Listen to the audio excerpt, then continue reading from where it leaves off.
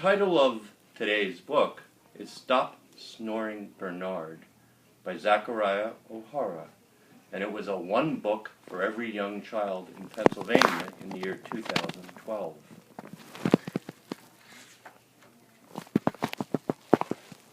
Bernard loved playing at the zoo.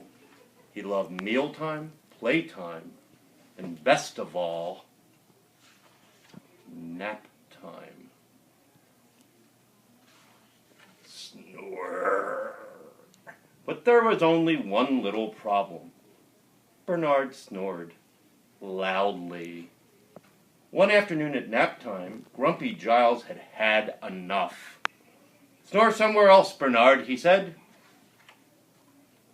Bernard tried sleeping in the lake, but that didn't work. Snore. Look at that. Stop snoring, Bernard. Look at the crocodiles and the alligators. They're angry too.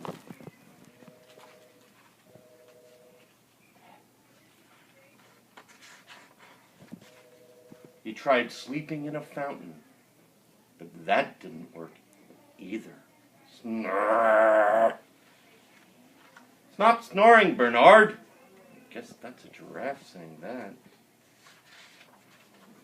He even tried sleeping in a puddle, but that really didn't work. Snore. Stop snoring, Bernard.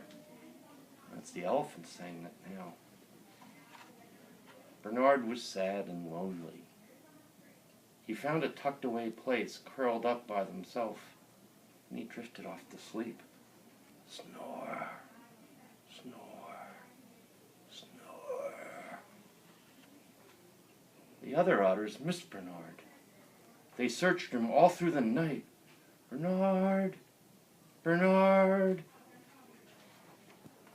The next morning, Bernard woke up and saw hundreds of bats on the ceiling. "Excuse me," he said. "How did you sleep with all my snoring?" "We didn't," replied a bat. "We were out all night and now we're trying to sleep, so please don't snore here." Bernard felt terrible. There wasn't any place he could sleep without bothering somebody.